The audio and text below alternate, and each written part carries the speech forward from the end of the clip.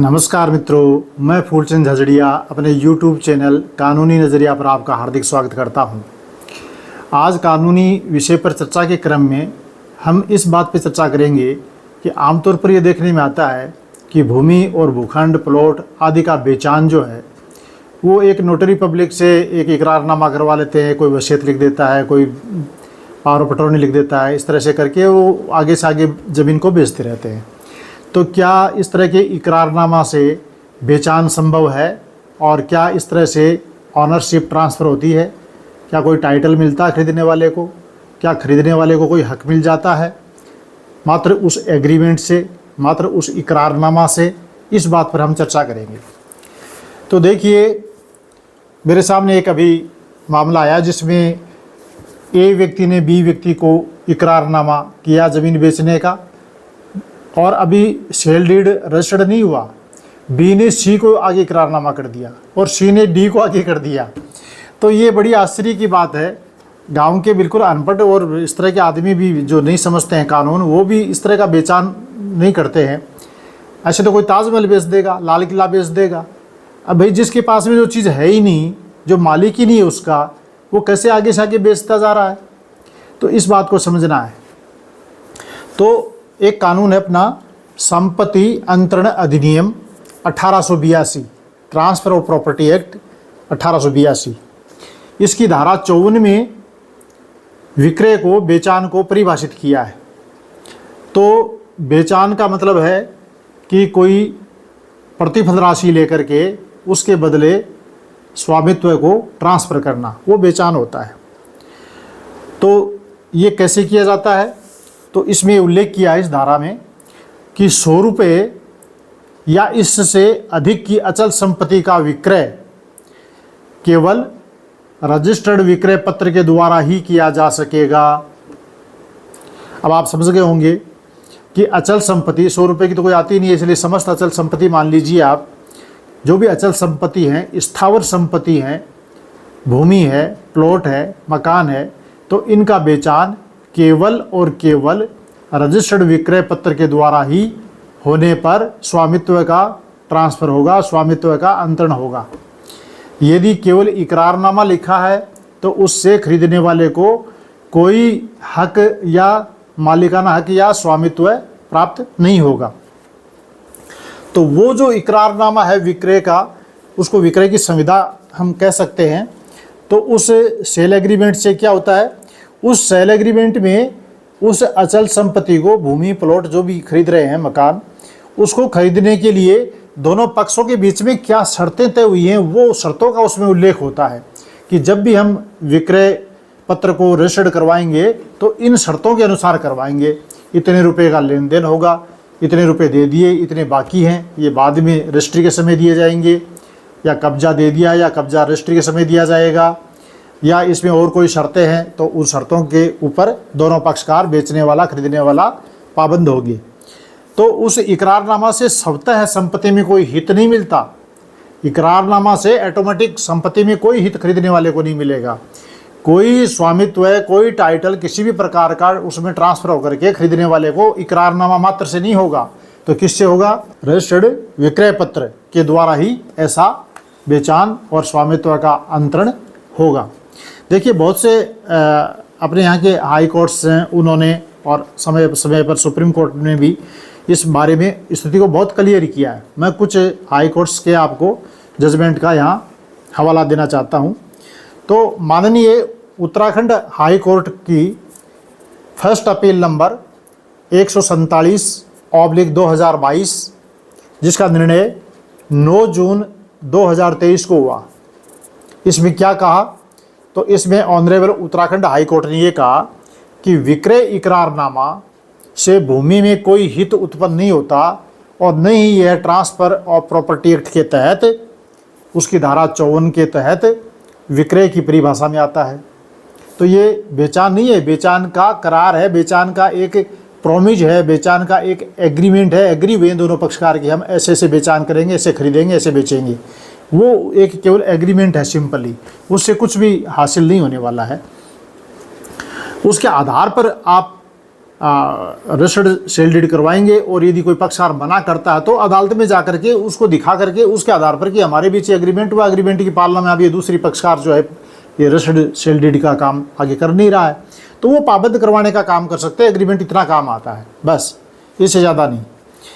तो honourable Madras high court ने ASMD number 32/2010 जिसका फैसला 5 जून 2023 को हुआ, इसमें क्या कहा ऑनरेबल मद्रास हाई कोर्ट ने? ये कहा कि सेल एग्रीमेंट की पालना करवाने के लिए इच्छुक व्यक्ति को शुरू से अंत तक हमेशा अपनी इच्छा और तत्परता दिखानी होगी।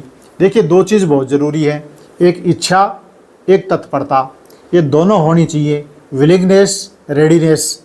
तो एग्रीमेंट करवा लिया और बैठे हैं, वर्षों बीत गए, कोई इच्छा भी नहीं है, कोई तत्परता नहीं है रजिस्ट्री कराने की, तो वो आगे उसको कुछ नहीं मिलेगा।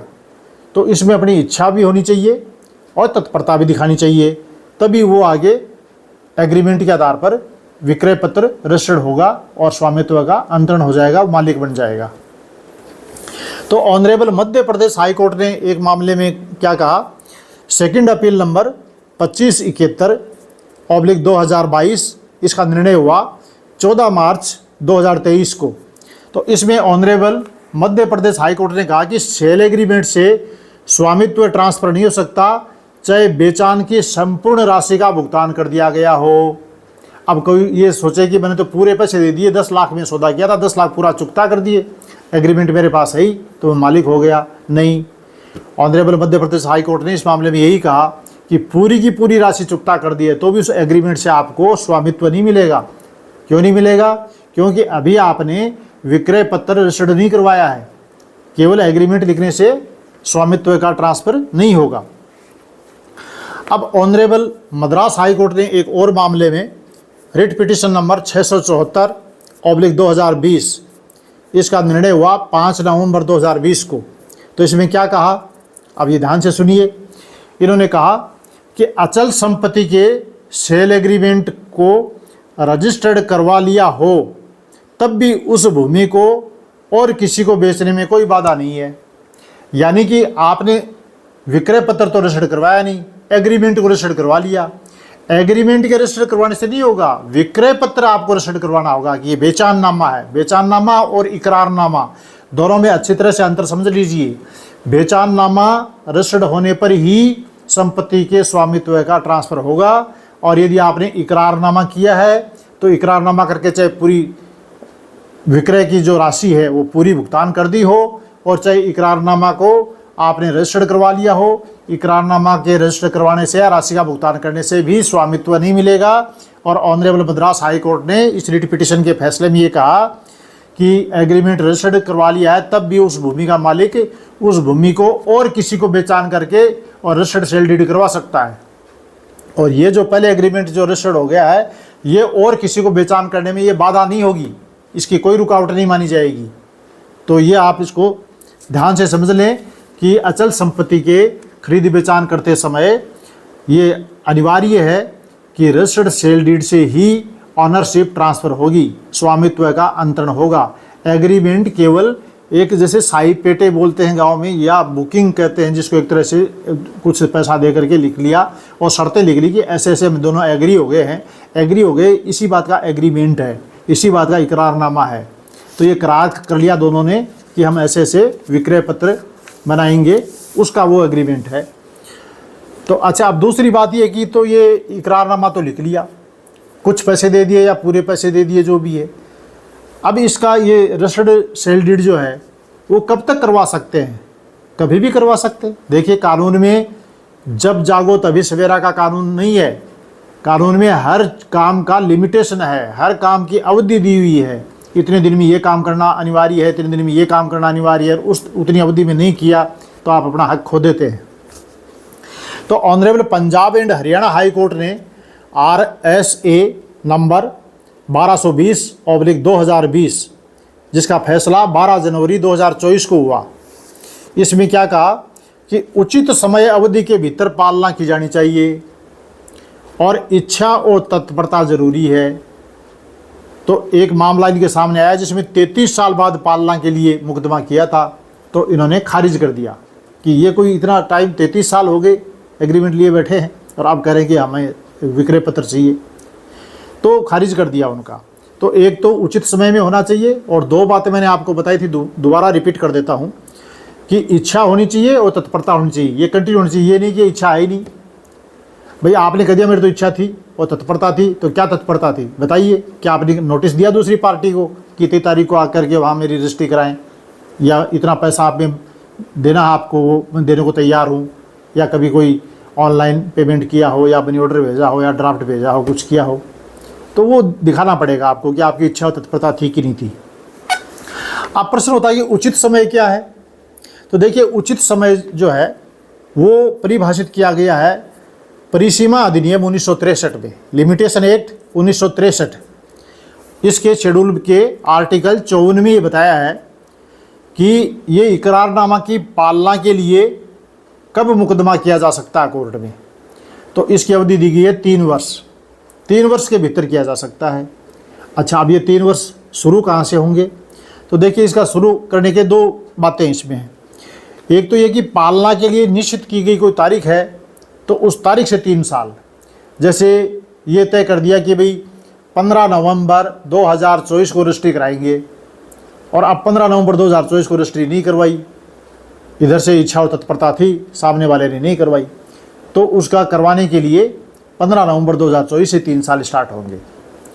और दूसरी इसमें क्या बात है? दूसरी ये है कि जब कोई तारीख निश्चित नहीं है, तब पालना से इनकार करने की तारीख से, मान लो कोई तारीख दी नहीं, तय नहीं की करारनामा में कि इस तारीख को रजिस्ट्री कराएंगे, तो जो दूसरा पक्ष इनकार करता है उसको हम रजिस्टर्ड नोटिस भेजेंगे कि आप इस तारीख को ये रजिस्ट्री कराएं, कोई पैसा बाकी है तो हम देने को तैयार है, इस तारीख को रजिस्ट्री के समय मौके पर ये पैसा प्राप्त करें, अपनी बकाया राशि प्राप्त करें और रजिस्ट्री कराएं, इकरारनामा की पालना करें।